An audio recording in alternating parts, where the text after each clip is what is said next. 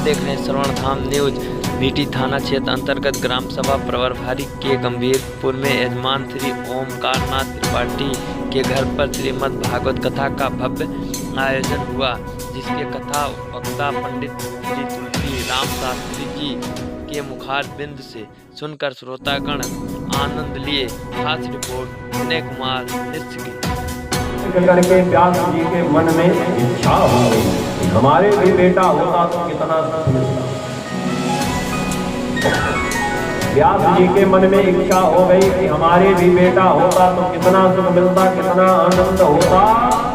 आज व्यास जी ने इतना मंथन कर दिया कि बेटा सुखदेव जी जैसा मिल ही गया। पर बेटा ऐसा हुआ कि जन्म लेते ही सीताराम तुरंत चल दिया जंगल को भजन करते। 12 वर्ष की अवस्था में सुखदेव जी जन्म लिए और जन्म लेते ही तुरंत नाल छेदन संस्कार भी नहीं हुआ था। नाल परिवार सहित चल दिए भजन करने में। पीछे से चिल्लाते रहे व्यास जी, अरे बेटा सुनो, अरे बेटा सुनो। सुखदेव जी ने मोड़ के भी नहीं देखा। ये तो माँ भगवती की कृपा रही, बहुत निवेदन किया। सुखदेव जी ने अपनी छाया छोड़ दी थी, जिसको लेकर के चले आए श्री व्यास जी अपने आश्रम को छाया। इसलिए महाराज बेटा होने से सुखी हो जाओगे, इसकी क्या गारंटी है? जानते हो, देखो जीव जंतुओं के दर्जनों बेटे होते हैं, संतानें होती हैं, पर उससे कभी उन्हें सुख मिलता है?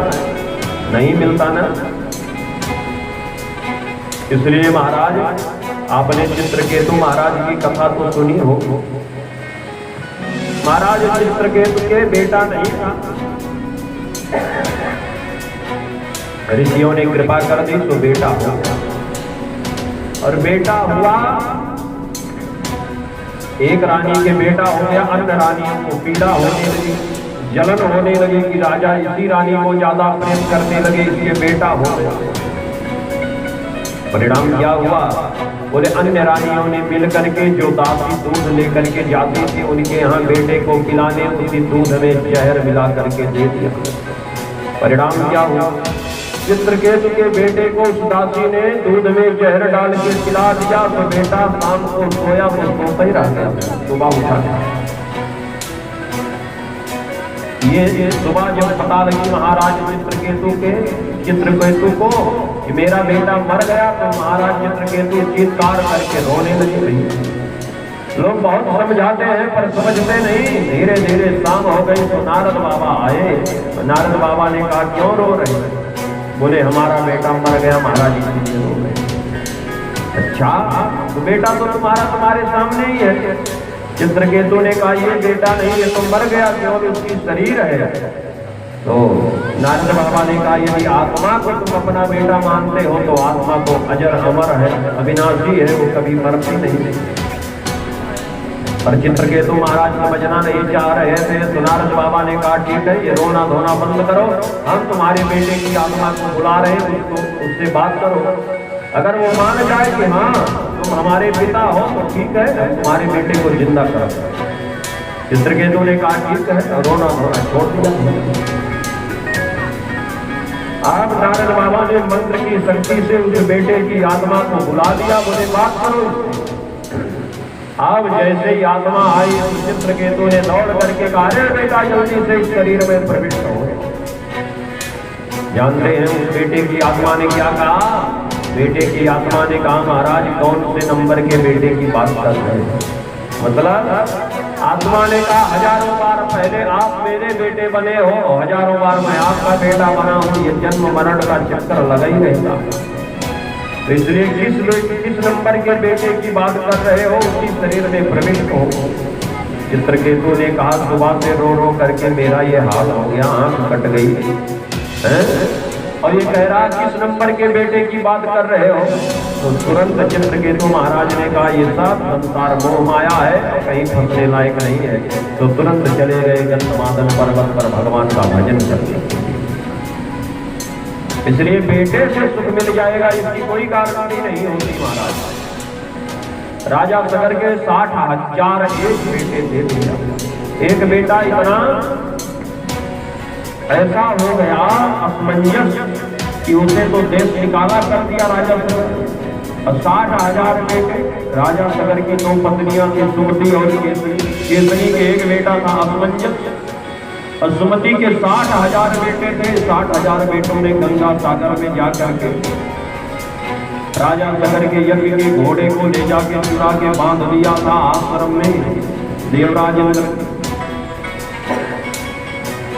60,000 बेटे बल में मतवाले हुए पहुंचे और दूर से हल्ला मचा के दौड़ पड़े, मार डालो इसे, काट डालो इसे, पकड़ लो इसे, बांध लो इसे। यही सन्यासी का वेश बना के, साधु का वेश बना के बैठा है, यही घोड़े को चुराया है। अब डर लग रही है कि मारे जाएंगे, तो महात्मा बन के बैठे। इन बच्चों को पता नहीं था कि ये तो कपिल भगवान है, और कपिल भगवान की, कपिल मुनि की जय से क्रोध की दृष्टि इन पर पड़ी तो 60,000 बेटे जल करके राख की ढेर हो गई।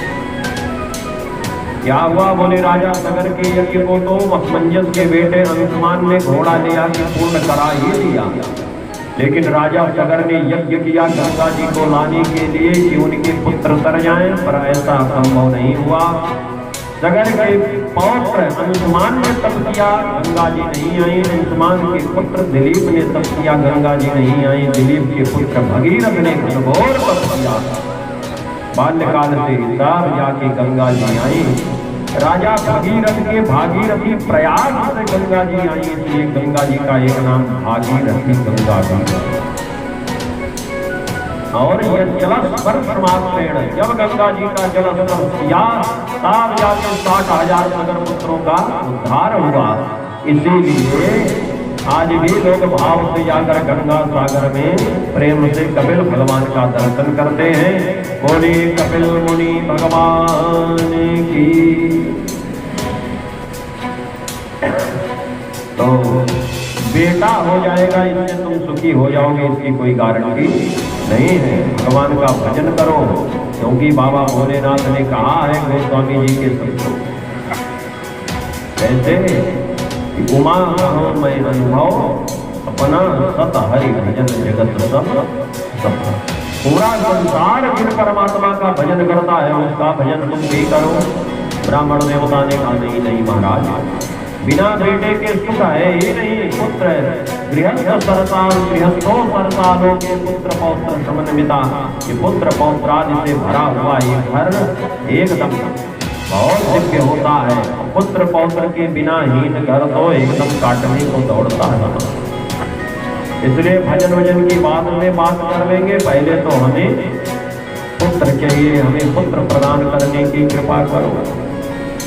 महात्मा जी बहुत समझाते हैं, बेटा भजन ही सार है, भजन करो, पर ब्राह्मण देवता समझ नहीं रही है। आइए हम लोग भी 2 लाइन प्यारे प्रभु का नाम स्मरण करते हुए आगे चले।